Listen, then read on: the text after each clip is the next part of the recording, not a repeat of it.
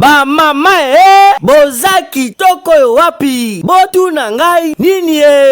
Le 8 mars, journée internationale de la femme, ekozala somo ya boye nano ezalate. La première édition avec la femme africaine, la servante de l'Éternel, l'intercesseuse mondiale, Maman Esther Malela Londi, Maman Sanjou. Mwasi oyo Nzambe atelemisa, mwasi oyo adefandaka valeur ya basi. Yoka tobengisi basi ya ba continent nyoso, ba femme africaine, ba femme congolaise nyoso, tobengisi ba femme nyoso. Ate ozana 12 ans ozaka kamwasi. Yaka le 8 mars ezali une grande journée de délivrance et de guérison miracle. Shalom bana Nzambe bisikana so ozali kolanda biso, tozali en direct na radio télé puissance na RTP na tranche matinale Shalom na moment na biso na invité de Shalom o tozoaka ba invité pour na kopesa ba message et le tozana plaisir ya ko recevoir les sous maman 100 jours maman Malela Londi Esther intercesseuse mondiale. Pourquoi? Parce que bobi que le 8 mars ezalaka journée internationale de la femme na yango bango babongisi milulu ya munene moi si kolela na ici là c'est très important kolela moi c'est si la kandenge nini moi ça kokosi sa kolela nae yango to ekozwa secret li bondeli ya maman 100 jours ou ya kosolala ba maman ko pesa ba piste belé par rapport ya activité o ekozala le 8 mars première édition moi si kolela na ici là ekozala ndenge nini ekoleka ndenge nini est-ce que kozala ba édition par édition to zaka rambala moko mabomba nini ezali na kati kuna biso no sto ekozwa découverte longo ya maman 100 jours maman Malela Londi Esther oyo azongeli biso akendaki libanda toujours quand on a quatre mission ya Jésus réponse ko gagner ba ampe côté milimo pe azongeli biso na Congo yango talatina biso bataliboso to yembi na tranche matinale au Shalom na tongo apé sa message na maman nyonso bazolanda biso même yo sala ki perte ya 12 ans makila yoka message simba panteneza li lobakaka et ko bikisa on tongo lelo Shalom maman 100 jours et puis bon retour au pays. Merci Abron, Shalom na balandi nyonso ya Shalom, merci na tongo ali déjà lipamboli ya makasi. Nzambe la biso azwa lokumu oyo abatelaki togendaki libanda mboka pe tozongi tokuti bino pe malamu na Shalom eka na lobaka soki na ye na Shalom nazala na likamu dona yaka pamba te na yaka na tina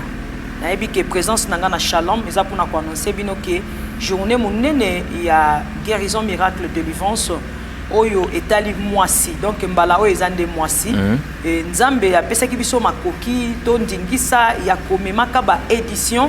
pona likambo etali kolela ya mwasi yango tolobi thème ezali kolela ya mwasi esila donc kolela ya mwasi esila ekobana kosalima ba édition chaque mois na kati ya ville ya Kinshasa pona délivrance ya mwasi ya mokili mobimba tant na lobi mokili mobimba c'est que Nzambe a pesa maele na mindele basalela biso ba internet oyo ezoko permettre biso même mutu aza na Asie, aza na Océanie, aza na Amérique, aza na Europe akolanda biso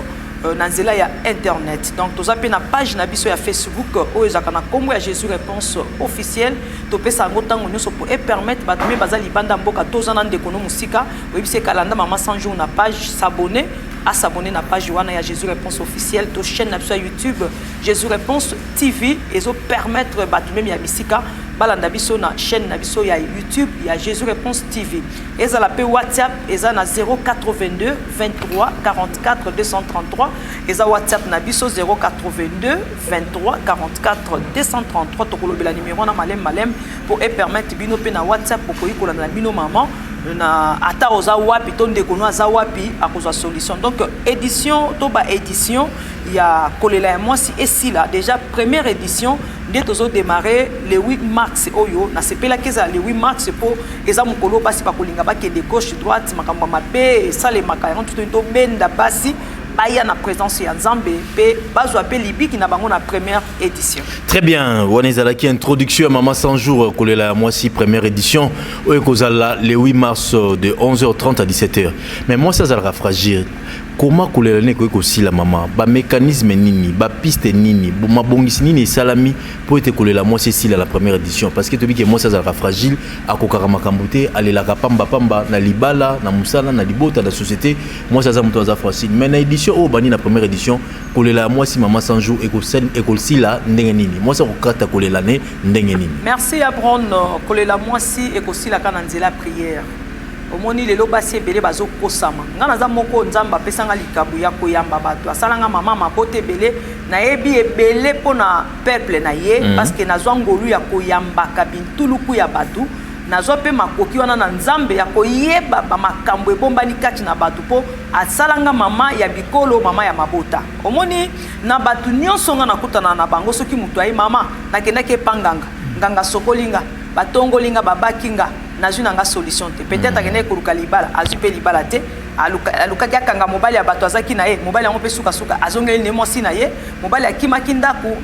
alandi mwasi ya ndumba ye pake kokota bonganga po arécupere mobali akelibela donc nyonso bato basalaka akushe na bafaux prophète po azwa kobota atikala mpe kobota te siko makambo nyonso basi bakutana nango nakende luka kisi ya chance nakende basokolanga nabimaki na mutu moko boye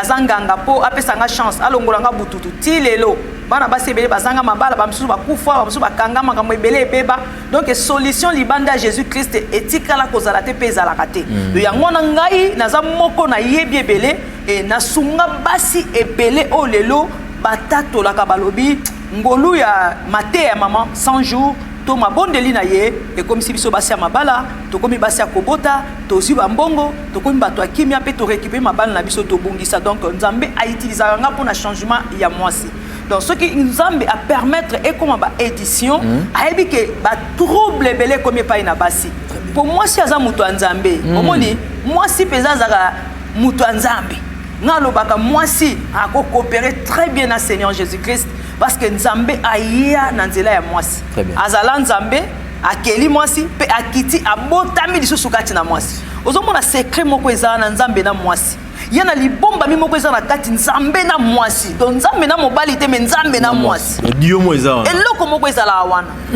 tala nzambe ntango akeli mobali azwi kaka mabele azwi na bunzambe na ye afuli mobali abimi me komi tour wa mwasi afabrike na bilo misato azwi mabele pema na bunzambe na ye pe azwi mukuwa ya mbali asali nango mwasi ya révélation eza eloko amasekite azui mukuwa mwasi azui mabele azui pe manabomo ya bonzambe alalisi mobile boye batu eza révélation mama sanjo donc eza babiloko moko yo eza vraiment prophétique et sengeli ka batu ba tia vraiment matoyi basosola même mwasi fa yo ka biloko yo et ko permettre ye amona kiaza muto apamba pamba te yango muto lobi ke faut récupérer ba valeur donc le 8 mars de 11h30 à 17h30 eza journée monene na délivrance a on a bundi 88 na bandal bisengo arrêt chibango na banzi ebele boye ba adresse ya église Jésus réponse mama 100 jours boyebi na bino na bandal avenue bundi 88 to tuna kaka arrêt chibango en face à qui le marché comme on a pendant maman 100 jours na fongoli mabo na zozela donc le 8 mars maman ko kende gauche à droite te na bana na biso basi boya na bango moi na 10 ans déjà za mwasi oyebi ke bana mikolo ba 10 ans 11 ans ba komi ko mona makila Yesu mona amoni ba règle na ba âge wana akomi de mwasi mobima faut ko lengela ye faut ko vene faut ko batela oui oui et puis mikolo diable azo leka na kati ya bana alingi ko salela bana ya mike ya basi ozo mona ke bana ba komi ba makambo avant okomona mona pa yebi ko leka mama na ye bakomana bango ba maîtresse ya ba mama donc bana bakomi donc diable abwaki makambo batata mikolo bakoyana ba kiss na bango ba loge il faut bazo bana mike ba 12 ans 13 ans bazo DVG bana ba ko violaka ba ko sala ka makambo belé ekoleka na kati makambo etali basi siku ba mama faut bala muka ba veiller pour na basi parce que Yesu ye moko atikela mwasi mukumba mwasi aza intercesseurs oh Jésus-Christ s'appelle sa charge alors bi moi si kolela pona ngate mais bolela pona bino na bana na bino tala et la kaye soit tikela moi tala appelle ça moi c'est responsabilité appelle ça moi si mokumba mais basi ba éviter oza maman pasteur il faut soutenir mobile na parce que moi si oza moi si pasteur aza moko mobondeli ya mobile na pona ministère bingi ba yebi yango te ba pasteur pe baza na basi na bango baza ba pasteur baza moko ba bondeli pona basi na bango donc moi c'est soutenir mobile azana mukumba ya munene pembeni ya mobile na ye lelo mingi okobunda na libala bitumba bozo bunda mais mama soko sosolité eza pasi po kimi ekota ngalo ba moto ekopela mena batumi bale fu mutu mwa kita po moto ekufa mutu wana faza aka mwasi po mibali basami na bide batia basami na matière ni do bozana ndenge orgueil mo lolendo moko boye donc eza mwa pasi ya kokitisa bino na bomoto mais na ba stratégie oyo mwasi akobana ko flatter mobile na ye puis kozala na motema benga motema ya munene akoyi kolonga soki na pesi maloba moko na lobaka sakana na mobile mena libala te oyebi okotale moko mwasi no mona zo sali so ba jebron bozo seka mais mo se ko mambwa libala mona o changer esprit koti o changer peza abaluki akamwa bi o to bando seka na moto ka sikoyo mais o baluki parce que ko mambwa libala donc libala basaka no ngoti libala ezana mibeko nango esengeli kotosa yango atake mwasi pona kopesa kimia to esengwe pai na mobali delo basi ebele bazobungisa mabala na bango babungisa mibali na bango pona kozanga boyebi yango moto kolobela to kobondela pona basi oyo bazana ba trouble na mabala po kimia ekota to enseigner bango ba sekeleni ba koyi kozongisa mibali na bango na bandako yeli kamwa kisite ke kende ozo zakara o kende kunte tika mwasi andumba na moyibi wana oyo azaki mobali no tika ye yo yaka na ba prier oko récupérer mobali na bopete parce que ngalo baka ya yo eza ya yo ateke ko sani ekozonga yo moni muto azodenda na lipapa ko defa suka gezongisa lipapa bato eza ya yete ato sai nango fier libosa bato nyonso eza ya bato donc moko nango récupérer yango donc c'est que yo mwasi libala okoko mitungisa te nde mama moko to ba pesa témoignage azo pesa témoignage na ye ayaki na Jésus réponse ko luka nzamba malela loti mobali na ya zulaki mbanda ko bunda na bambanda ko benga na bambanda bitumba nini mobali avana na ndako te salaire mona na kate donc ta bando ko sa ba trouble wana changement ko tarate metango ya une église to bandi côté ya ye ngana papa to teye ti mobali na ye aye komi bonza na ndako ya nzambe apalo dia bengi mobali na ye lelo akomi ko komba même une église aza quand même responsable pas ça quand même mo konzipe munene na ndenga mapinga kasoso mona ke moto yo azupe kombo akombi nini ecclesia akangisi pe bakiti ozomona mwasi Nathalie bakomi ko vanda bien aboya mwasi na ndumba atika loyenge mbongo nyonso ina maboko mwasi na ye ba ko pichela biso témoignage wana ba balanda ya témoignage c'est très important to sang ça témoignage Rejibo Songabiso bozo témoignage au trouble les alaki na libala nanzela ya mateya ya mama 100 jours nanzela ya conseil ya apôtre Marc Londi 100% Jésus libala batso bongi mais le senga pe mama travaillera en Congo te botala na Paris botala mama o asalaki témoignage na mateya kaka na liloba oyo libala bebaki mais na liloba kaka na mateya libala bongi puis via muté bongi nzambe mama 100 jours azana Congo te azana France azana Chine azana Dubaï azana Turquie aza intercesseuse mondiale mais total la TV pour couper ça encouragement ba maman et puis c'est bino makasi ya kozanga te le 8 mars na Jésus réponse village des fois première édition kolela mwasi et si là tozo ba image na régie et puis tozo na sima pour la suite des commentaires il y a tranche matinale shalom c'est parti. Kombo na ngai mama Pauline navandi na France navandi na Noisy-le-Grand nazape moko ya bino ya témoignage na ngai na Jésus réponse na 2012 nazalaki na croisade où ezalaka na bandani na bandani nazalaka na fille na ngai Noëlla nazalaka na petite sœur na ngai Karine tozalaka na croisade wana mais tokokaka kokutana te na mama tozalaka na prière na biso ezalaki ke nzambe asalela biso parmi bato ya kosalela biso pe tozala na kati ya wana na kozonga na biso nga nazwa visa naza na France moi nazwa visa aza na États-Unis petite sœur azwa visa aza awa na France donc voyage nange ezaki penza matata nakenda bangomba nakenda ba intendance nakenda ba prière nakenda mais en tout cas ça qui passe c'est banda ko soma pona kozwa visa mais na croisade wana tango na yaka ya 100 jours kozonga nanga baye ko benga ngai na kei na visa ngamoko na ndenge na ya na mboka naza nesengo makasi ya komona mama na France pona nezi se pona ngana bakisi en tout cas bolemba te nzambe balembaka ete nzambe azana ndenge na ye asalaka et surtout soki mosali na nzambe apesi penza message ke jour wana le 8 mars bozanga te ezande yesu koloba kati na ye eza yete soko zozwa mosali na nzambe ndenge ozwaka ye mikolo nyonso okozwa lipamboli na ye te zwa ye lokola mutu ya sika mikolo nyonso na bomoi na yo azoyeli ye lo message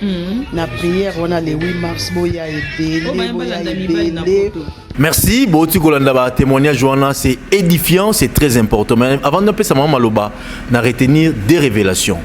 Moi c'est Azanani. Moi c'est Azamutu oyo a collaboré kana Nzambe. Nzambe alalisa mobali asala mwasi na matière oyo mobali a habité.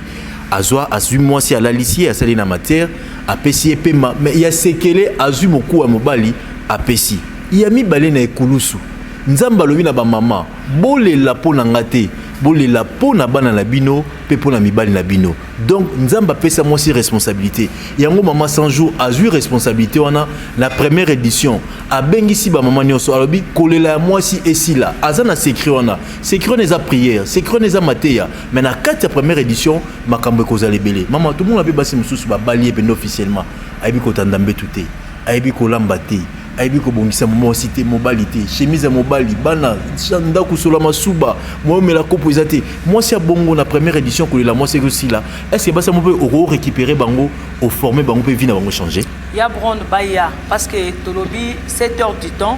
le 8 mars mercredi le 8 mars de 11h30 à 17h30 donc 7 heures du temps tozana malakisi na kati to côté ya makamba bunzambe to koti na molimo to bondeli pona ba délivrance ba guérison miracle et puis tozi ba enseignement oyo makambo to mo beta lisolo ya toli ko lakisa makambo ndeni ko tanda mbet ndeni ko sokupe na mobile ndeni ndako ekozala mambona tout to kolobela toli donc ba mama baya bazwa toli pesa conseil ekozala et puis na ko lakisa makambo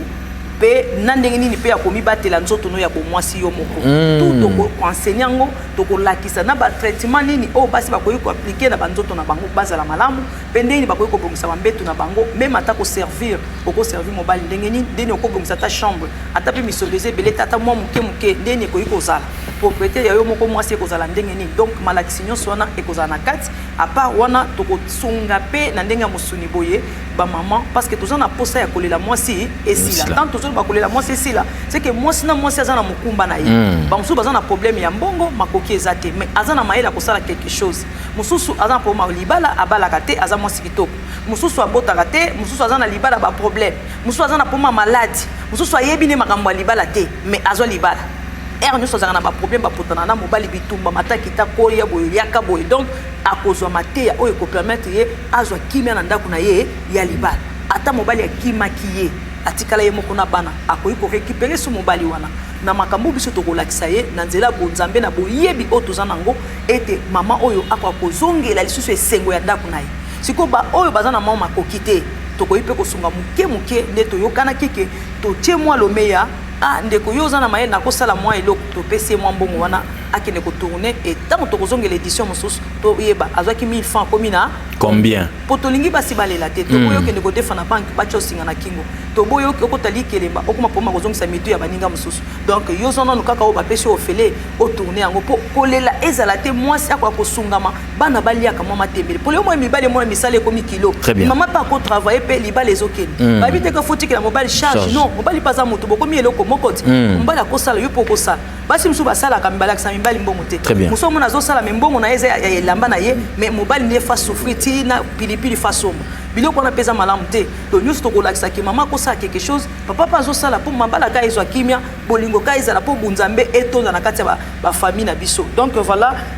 ba édition oyo ko banda kozana bénédiction makasi en tout cas ba mama banda kozanga ngote comme toujours banda première édition en tout cas profiter oyo kabilengi na ndenge kozala to ozo vraiment 7 heures du temps na présence ya nzambe donc toza na bundi 88 na bandal bisengo arrêti banto quand on a profondeur pour na koyeba moi si aza ko collaborer na nzambe donc moi si azane ya nzambe moi si azane ya nzambe nzambe azaka ya moi si très bien parce que toyeba biloko na moi si akoma moi si aza intercesseuse voilà atika ma mokumba yeso bilela pona yo pe pona bana na donc moi ça tika na mokumba kolela doit ko changer Congo na prière na losambo ako changer makambo mobile na ye na prière très bien ako pe ko tombola ministère à mobile na ye kaka na prière merci donc ba maman bazana sekele moko donc moi sinon aye kaka na première édition pour ntango azongi bien changer tombo na prière à madame na yo vous comprenez donc ba secret et kozala le 8 mars donc quand tu le 8 mars pour exemple kolobo ke na bolango masanga ba musu ba sente bango ba musu mabale ezimbindo ba musu ba ina ba maladi eza mukolobo ke na baloyenge na basi baza ba cadre tout nyonso wana boyebi makambo isama le 8 mars mais le 8 mars oyo bazwa yote bakuta yote bakuta na yote yakano na bandal kene pa mama 100 jours yako sambela parce que on a posé kimia olekisa ba le 8 mars nyonso eleka ya ba année leka ozwa pe le côté na loyenge akomela kokota musique ko sangisa nzoto na mibali et ça la pe le côté mais j'ai le ba trouble mais le ba malédiction yakana le 8 mars olekisa na prière donc yom tozo ka message partager na 5 10 personnes 20 100 personnes même na internet no comment le 8 mars na bandal na veni bundi 88 arrêti bango pa mama 100 jours so komika na arrêti bango ya bandal eyeba na mutu nyonso tunaka arrêti bango en face ya kini marché ezali wana eyebani okomona pano ya mama 100 jours na ngambu na fungoli ka maboko kende ka place pano ezali tuna église ba relaxation mbala moko tout droit ozomona ndako moko pembe bleu ya ngwana Jésus réponse yaka a le 8 mars de 11h30 à 17h30 kolela ya mwasi esila kolela ya mwasi esila minyo kwa mwasi esila sonya mwasi ekweya pasi ya mwasi elongwa le 8 mars tozo na première édition ya kolela mwasi esila en tout cas nzamba pambola bino na yebi ke tokomdia na suka ya Brown numéro de téléphone na lakaki bandeko 082 23 44 233 082 23 44 233 et ça numéro ya mama 100 jours soko bengingo kozwanga 082 23 44 233 82 23 44 233 vraiment beaucoup comme langa pe na WhatsApp et Facebook na biso na page okoyi kozula pe biso mokolo le 8 mars pour to kosala ngo en ligne mais yom tozana Kinshasa ya kana église et kozala malamu